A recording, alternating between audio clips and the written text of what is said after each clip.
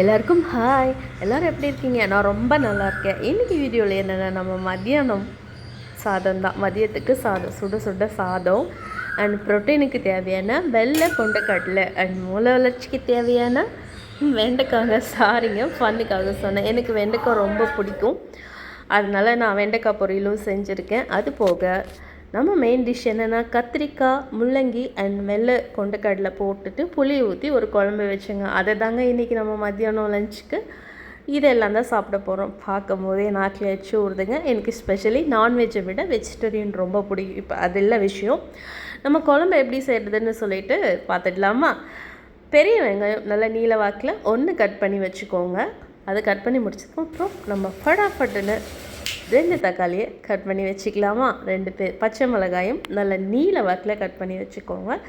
இதெல்லாம் இருக்கட்டும். அதுக்கு முன்னாடி நல்ல கடாயை அடுப்பில் வச்சுட்டு அடுப்பு முதல் பற்ற வச்சிடணுங்க.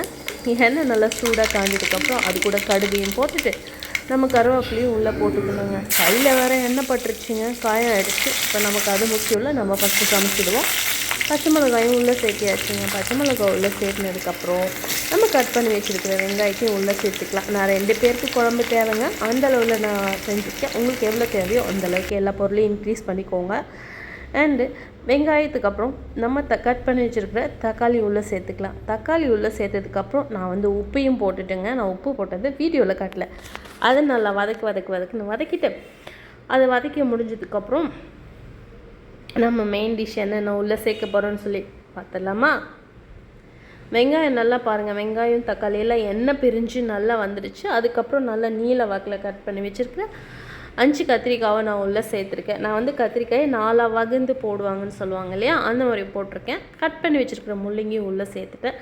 இப்போ இது 2யும் நல்லா வதக்கணுன்னா, இப்போ இது 2யும் நல்லா வதக்கிட்டு லிட்டு போட்டு மூடி வச்சோன்னா அதுலேருந்தே தண்ணி விடும் இல்லையா, அந்த தண்ணியிலேயே முள்ளங்கியும் கத்திரிக்காயும் ஒரு கொஞ்சம் நேரத்துலேயே வெந்துடும். அதை வெந்து முடிச்சதுக்கப்புறம் நம்மளும் தண்ணி ஊற்றி சமைப்போம், பட் ஆனால் மூடி வச்சோன்னா அந்த ஆவிலேயே நல்லா வெந்துடும்.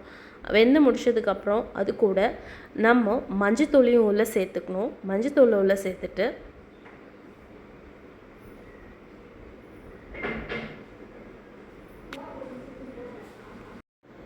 மஞ்சத்தூள் போட்டதுக்கப்புறம் குழம்பு மிளகாத்தூளையும் போட்டுக்கலாங்க. ஏன்னா அது கூட குழம்பு மிளகாத்தூள்லேயே நாங்கள் மல்லித்தூள் எல்லாம் போட்டு வீட்டிலேயே அரைச்சதுனால நமக்கு தேவையில்லாமல் எக்ஸ்ட்ரா மிளகாத்தூள் எதுவும் சேர்த்த வேண்டாம். வீட்டு மிளகாத்தூள் போதும். அது கூட சென்னாயம் போட்டு அதை நல்லா வதக்கிட்டு அதுக்கப்புறம் வதக்க தேவையில்ல, பரட்டி விட்டால் போதும். நான் புளி கரைசல் தண்ணிங்க, இது நார்மல் தண்ணியில் புளி கரைச்சின தண்ணி அதை போட்டு நல்லா கொதிச்சதுக்கப்புறம் நம்ம குழம்பு ரெடிங்க.